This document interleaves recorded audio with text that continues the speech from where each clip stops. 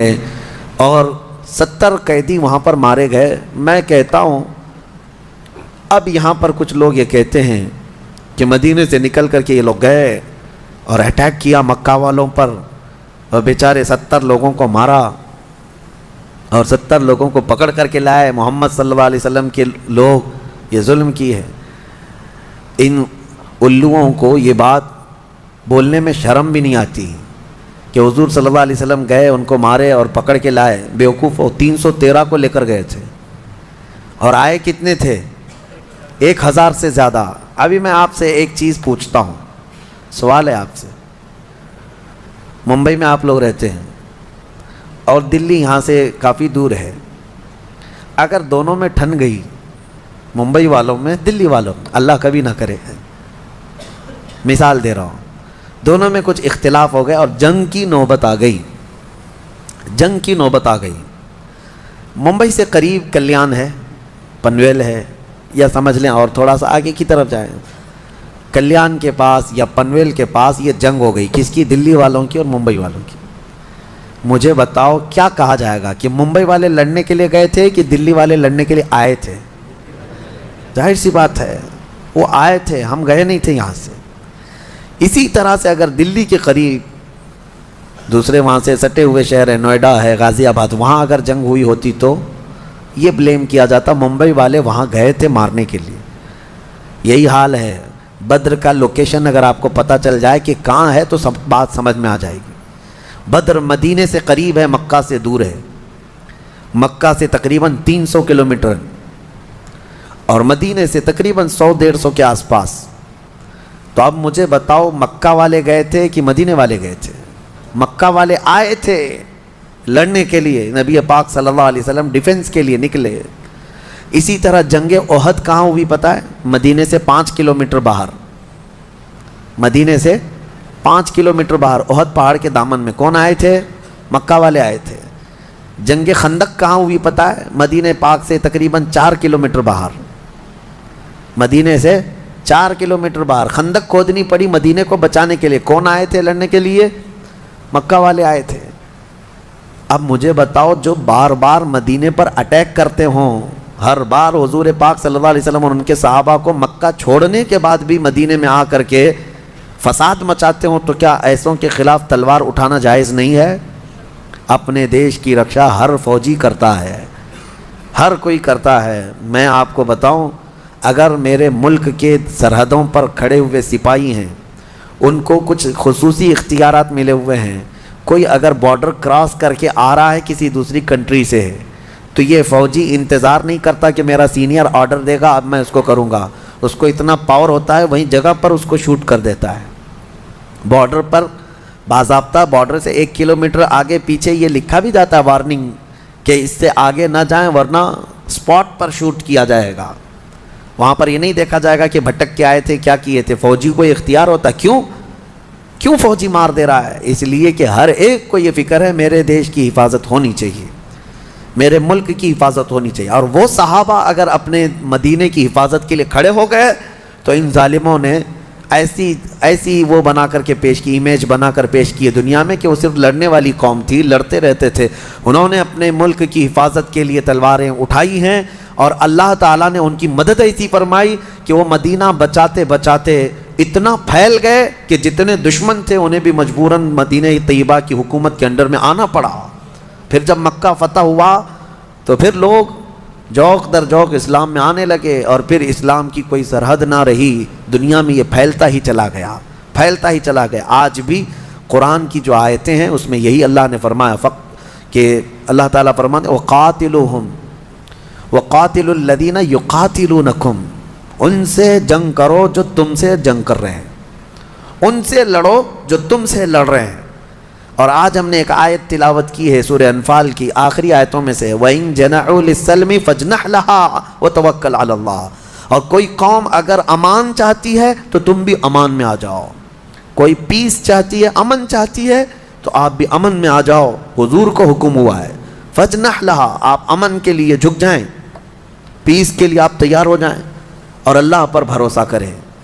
یہ اسلام ہے، یہ اسلام کے بہت سارے وہ پیغامات ہیں جس کو لوگ آج کھل کر کے بتا بھی نہیں رہے۔ جہاد میں جانے سے پہلے میرے آقا صلی اللہ تعالیٰ علیہ وسلم صحابہ کو بھی یہ تلقین کرتے کہ جس میدان میں، جس وادی میں تم لڑنے کے لیے جا رہے ہو، وہاں کی کسی عورت کو نہ چھونا، بوڑھوں کے ساتھ لڑائی نہ کرنا، بچوں کو نہ مارنا، وہاں کی عبادت گاہوں کو نہ توڑنا، وہاں کے درختوں کو نہ اکھاڑنا۔ یہ سب پیغامات صحابہ کو دیے جاتے تھے، مجاہدین کو دیے جاتے تھے۔ یہ ہے اصل جہاد جو نبی پاک صلی اللہ علیہ وسلم نے لوگوں کو سکھایا ہے۔ اور ان ظالم کتوں کو دیکھو، آج عراق میں جاؤ، ایسے ایسے بم گرائے ہیں کہ وہاں پر سبزہ بھی نہیں اگ سکتا، ایسے ایسے بم گرائے ہیں کہ گھاس بھی نہیں نکلتی اب اس زمین پر۔ اور دنیا کو امن کا پیغام اور پیس کا پیغام دینے والے مجھے یہ بتا سکتے ہیں ناگاساکی اور ہیروشیما کو کس نے تباہ کیا؟ کون ہے جو ایٹمی ہتھیار کا سب سے پہلے دنیا میں استعمال کیا؟ نیوکلیائی پاور کو سب سے پہلے دنیا میں زمین پر استعمال کرنے والی طاقتیں کون ہیں؟ عرب نے استعمال کیا، مکہ والوں نے استعمال کیا، مدینے والوں نے استعمال کیا۔ یہ میڈیا والوں کے منہ میں یقیناً مینڈک ہے، یہ نہیں بولیں گے۔ ناگاساکی اور ہیروشیما کو تباہ کرنے والی طاقت وہ آج ان کی سپر پاور دادا ہے، اور اسے کوئی نہیں کہتا کہ امریکہ نے کس طرح کے ہتھیار استعمال کیے تھے اس وقت۔ ویتنام کی جنگ، یہ سب تاریخ ہے میرے عزیزو۔ بات صرف اتنی ہے کہ میڈیا ان کے پاس ہے، اخبار ان کے پاس ہے، پرنٹ میڈیا، الیکٹرانک میڈیا، ساری چیزیں، اور یہ جھوٹ کو سچ لکھتے رہیں اور سچ کو جھوٹ لکھتے رہیں۔ لیکن میں آپ سے یہ گزارش کرنا چاہوں گا، آنکھ بند کر کے جو کچھ دکھایا جائے اس کو منعن تسلیم نہ کرو، بلکہ قرآن کہتا ہے جب کوئی فاسق تمہارے پاس خبر لے کر کے آئے اس کی تحقیق کرو، فتبینوا، ورنہ کہیں تم جہالت میں شرمندگی اٹھانا نہ پڑے۔ تمہیں ہمیشہ یہ بات یاد رہنی چاہیے۔ کبھی ایسا ہوتا ہے کہ ان کا حال یہ ہے میڈیا والوں کا کہ کسی چیز کو اتنا بولو اتنا بولو اتنا بولو کہ وہ سچ لگنے لگ جائے۔ جیسے کہ پرانے زمانے میں کہا گیا ایک آدمی بکرا خریدا، 4 ٹھگی جو ہے پلان کے اعتبار سے راستے میں کھڑے ہو گئے کہ کسی نہ کسی طرح اس کا بکرا حاصل کرنا ہے۔ سب جو ہے فاصلے پر کھڑے ہو گئے۔ پہلا ملا، بکرا جو خرید کے لے جا رہا تھا بیچارہ بھولا آدمی تھا، اس کو دیکھتے ہی یہ ٹھگی نے کہا میاں کتا کتنے کا لیے؟ وہ غصے میں کہنے لگا کتا دکھ رہا ہے، میں نے بکرا خریدا ہے، بکرا ہی ہے۔ کہا ارے میاں کتا ہے۔ تو بحث ہوئی تھوڑی سی، بہت تکرار ہوئی، بہرحال وہ ٹھگی تو چلا گیا۔ اب یہ جو ہے لے کر کے نکلا، کندھے پر لے کر کے بکرے کو چلنے لگا۔ آگے پلان کے مطابق دوسرا کھڑا تھا، اس نے کہا میاں کتا تو بہت اچھا ہے آپ کا۔ اس نے کہا یہ کیا ہو گیا لوگوں کو؟ پھر اس سے تھوڑی بہت بحث کیا، لڑا کہ تم کو کیا ہو گیا کہ میرے بکرے کو کتا کہہ رہے ہو، میں بکرا لے کر کے آیا ہوں۔ وہ ٹھگی ہنسنے لگا، تم کو لگ رہا ہوگا لیکن ہے وہ کتا، یہ کہہ کر کے وہ چلا گیا۔ 2 جب ہو گئے تو دل میں شک آنے لگ گیا، میں نے کتا تو نہیں خریدا، اس کو پکڑ کے تو دیکھا، جگہ جگہ سے سب بکرا ہی دکھا۔ خیر دل کو اپنے منا لیا، چلا۔ تیسرا ٹھگی کھڑا تھا، اس نے کہا میاں بہت خوبصورت کتا لے جا رہے ہو، گھر کے لیے لیے ہیں یا کسی اور چیز کے لیے؟ بالکل نارمل انداز میں۔ اب اس کو تھوڑا اور زیادہ شک ہو گیا، پہلا بولا تھا، دوسرا بولا تھا، اب تیسرا بھی بول رہا ہے، میری آنکھوں کا قصور تو نہیں ہے کہ کتا ہی ہے یہ؟ کندھے سے اتار دیا، بحث نہیں کیا۔ گھر قریب تھا، گھر کے پاس ہی وہ چوتھا ٹھگی بھی کھڑا تھا، وہ آخری تھا۔ اس نے کہا کہ میاں کتنے کا کتا لایا آپ نے؟ یہ کتا تو میں بھی ڈھونڈ رہا تھا، اس طرح کا کتا ملتا نہیں ہے۔ وہ بیچارہ چھوڑ کے بھاگ گیا، کہا لے لو بھائی، یہ کتا مجھ سے غلطی ہو گئی، میں بکرا لانے گیا تھا، کتا آ گیا، تھا بکرا ہی، لیکن بیچارہ وہ کتا وہ چھوڑ کر کے چلا گیا۔ وہ چاروں ٹھگیوں نے اپنے اپنے پلان کے مطابق اس کا بکرا حاصل کر ہی لیا، وہ خالی ہاتھ گیا۔ میں آپ کو کہتا ہوں دنیا 1000 بھونکے، کبھی تم اپنا بکرا چھوڑنا مت۔ تمہارے پاس جو بکرا ہے وہ چھوڑنا مت۔ دنیا کو بھونکتی ہے، بھونکنے دو۔ جہاد، ہاں ہے میرے پاس جہاد۔ نماز، ہاں ہے نماز سب سے بہترین عبادت۔ داڑھی، ہاں سب سے بہترین چیز ہے مرد کے لیے۔ ان کے بھونکنے سے تم اٹھا کر کے کیوں نالیوں میں پھینکتے ہو؟ ان سے کہو نہیں۔ کچھ لوگ یہ تمہیں بار بار ٹونٹ ماریں گے کہ یہ کیا ہے داڑھیوں کا، پرانا زمانے کا طریقہ ہے۔ کہو تم اپنی چوٹیاں سنبھالو، ہم اپنی داڑھیوں میں خوش ہیں۔ نبی پاک صلی اللہ تعالیٰ علیہ وسلم کی سنت مبارکہ، اس طرح سے کچھ چیزوں کو ٹارگٹ کر کے تم سے دور کیا جاتا ہے۔ اور یہ دنیا کی جو خبریں دینے کے لیے بٹھائے گئے ہیں یہ سب وہی ٹھگی ہیں جو بکرے لینے بیٹھے ہوئے ہیں میڈیا میں، جتنے چینل میں بیٹھے ہیں سب ٹھگی ہیں، تمہارے بکرے لے لیں گے۔ اسی لیے ان کے کتا کہنے سے تمہارا بکرا کبھی کتا نہیں بنے گا، یہ بات ہمیشہ ذہن میں رکھے۔ اللہ کریم ہم سب کو علم نافع اور عقل کامل عطا فرمائے۔ سورہ توبہ کی ہم نے تلاوت کی ہے، سورہ انفال کے بعد سورہ توبہ۔ سورہ توبہ قرآن کی ایک ایسی سورت ہے، 114 سورتوں میں ایک ہی سورہ ایسی ہے جس کے شروع میں بسم اللہ نہیں پڑھی جاتی، جس کے شروع میں بسم اللہ نہیں پڑھی جاتی۔ ہر سورہ کے شروع میں بسم اللہ پڑھی جاتی ہے۔ اس کی حکمت اللہ اس کے رسول بہتر جانتے ہیں۔ قرآن میں اسی طرح سے آئی ہے، جب حضور نے لکھوایا اس کو تو بسم اللہ کے ساتھ نہیں لکھوایا، پہلے جواب تو یہی ہے۔ اور بعض نے یہ کہا ہے کہ یہ سورہ جو شروع ہو رہی ہے آیات غضب ہے، اس میں اللہ کے غضب کا اظہار ہے کفار و مشرکین پر، اور بسم اللہ چونکہ آیت رحمت ہے، بسم اللہ الرحمن الرحیم، اللہ کی رحمت کا ذکر ہے بسم اللہ میں، تو آیت رحمت ہے بسم اللہ اور آیت غضب دونوں کو ملانا مناسب نہیں، اس لیے بعض بزرگوں نے فرمایا سورہ توبہ کے شروع میں بسم اللہ نہیں پڑھی جاتی۔ سورہ توبہ کا جو میٹر ہے وہ خاص طور پر ایک آیت ان کو بہت چبھتی ہے، اس کا بھی میں خلاصہ بیان کر دوں۔ اس میں یا ایھا الذین آمنوا انما المشرکون نجس فلا یقربوا المسجد الحرام بعد عامہم ھذا، یہ حضور پاک صلی اللہ تعالیٰ علیہ وسلم پر نازل ہوئی۔ اللہ نے فرمایا اے ایمان والو، بے شک مشرک نجس ہیں۔ کیا ہے؟ نجس ہیں۔ یہ چیز بہت کھلتی ہے ان کو، یہ کہا گیا ہے کہ ہم کو نجس کہا گیا ہے، ناپاک کہا گیا ہے۔ نجس ہوتا کیا ہے؟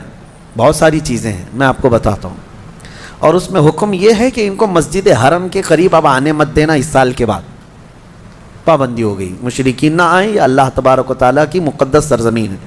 آج تک اس پر عمل ہے کہ حرمین طیبین مکہ میں بھی اور مدینے میں بھی غیر مسلم کو الاؤڈ نہیں ہے۔ یہ ابھی کچھ یہودی سعودی داخل ہو رہے ہیں، ان کی کرپا، ان کی مہربانی، بھائی بھائی کو داخل کر لے رہا ہے، الگ بات ہے، لیکن ویسے اسلامی قانون یہی رہا برسوں سے۔ اب ان کا سوال یہ ہے کہ مشرکین کو نجس کیوں کہا گیا؟